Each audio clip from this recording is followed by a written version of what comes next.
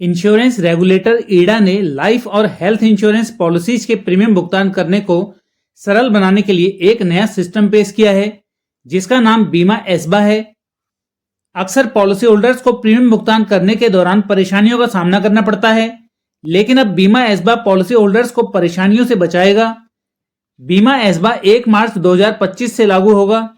अब जानते हैं कि ये किस प्रकार का सिस्टम है और कैसे कार्य करेगा। जब भी कोई व्यक्ति किसी भी इंश्योरेंस कंपनी में नई पॉलिसी लेने के लिए आवेदन करता है, तो इंश्योरेंस कंपनी उससे उस समय प्रीमियम की राशि भी लेती है। उसके बाद उस व्यक्ति को पॉलिसी इशू की जाती है, लेकिन कुछ मामलों में प्रोस्पेक्ट की उम्र या मेडिकल हिस्ट्री के कारण बीमा कंपनी व्यक्ति का मेडिकल भी करवाती है और उसके बाद रिपोर्ट के आधार पर उसके आवेदन को एक्सेप्ट या रिजेक्ट करती है। यदि आवेदन रिजेक्ट कर दिया जाता है तो फिर कई बार कस्टमर को पैसा वापस मिलने में समय लगता है, जिससे कस्टमर को परेशानी होती है। इसलिए ईडा पॉलिसी होल्डर्स के हित में बीमा एस्बा को लाया है, क्योंकि इसके लागू होने के बाद कस्टमर को पॉलिसी के लिए आवेदन करते समय बीमा कंपनी को प्रीमियम नहीं देना होगा, बल्कि प्रीमियम तब दिया जाएगा जब बीमा कंपनी पॉलिसी जारी कर देगी। कस्टमर को पॉलिसी के लिए आवेदन करते समय बीमा एस्बा का विकल्प चुनना होगा। फिर बीमा कंपनी कस्टमर के बैंक को प्रीमियम की राशि ब्लॉक करने की रिक्वेस्ट भेजेगी और वो राशि कस्टमर के बैंक अकाउंट में ब्लॉक हो जाएगी और पॉलिसी जारी होने पर कस्टमर की सहमति पर फिर से वो पैसा बैंक से बीमा कंपनी को मिलेगा। यह उसी प्रकार होगा जैसे लोग शेयर के अलॉटमेंट के लिए आवेदन डालते हैं और उनके अकाउंट में उतना पैसा यूपीआई के द्वारा ब्लॉक हो जाता है और वो तभी कटता है जब शेयर अलॉट हो जाते हैं। यदि 14 दिनों के अंदर बीमा कंपनी पॉलिसी जारी नहीं करती तो फिर 15वें दिन पैसा वापस अनब्लॉक हो जाएगा, यानी बैंक अकाउंट में पहले की तरह ही आ जाएगा। ईडा की ये सुविधा कस्टमर के हित में है।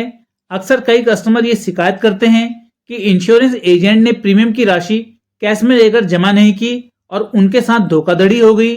बीमा एस्बा के लागू होने के बाद इस प्रकार की घटनाएं होने की संभावना ही समाप्त हो जाएगी। ईडा नियमों में बहुत तेजी से बदलाव कर रहा है और इंश्योरेंस सेक्टर में एजेंट्स की भूमिका को कम करते हुए पॉलिसी होल्डर से जुड़ने की कोशिशों में लगा है, ताकि भविष्य में बैंक की तरह डायरेक्ट कस्टमर से डील कर पाए। लेकिन इंश्योरेंस एजेंट्स को लगता है कि बीमा कंपनी उनके बिना अपने प्रोडक्ट सेल नहीं कर पाएंगी, जबकि ईडा के कार्यों को देखकर साफ पता चलता है कि वो उन तमाम नियमों को बदलने में लगा है जिनसे पॉलिसी होल्डर्स परेशान रहते हैं।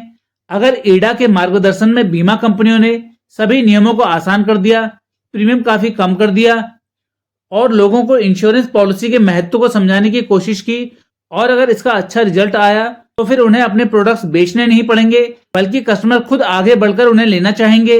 जिस प्रकार बैंक को अपने प्रोडक्ट बेचने के लिए अलग से कोई एजेंट रखने की जरूरत नहीं पड़ती, बल्कि कस्टमर ऑनलाइन या ऑफलाइन खुद बैंक के प्रोडक्ट्स को ले लेते हैं। अगर ईडा को ऐसा करने में सफलता मिल गई तो अगले 3 से 5 सालों में इंश्योरेंस सेक्टर में एजेंट्स की भूमिका पूरी तरह बदल जाएगी। आपकी इस विषय पर क्या राय है, कमेंट करें। वीडियो में दी गई जानकारी पसंद आने पर इसे लाइक करें और चैनल को सब्सक्राइब करें। मिलते हैं अगली वीडियो में इसी तरह की कुछ नई जानकारियों के साथ। पूरा वीडियो देखने के लिए धन्यवाद।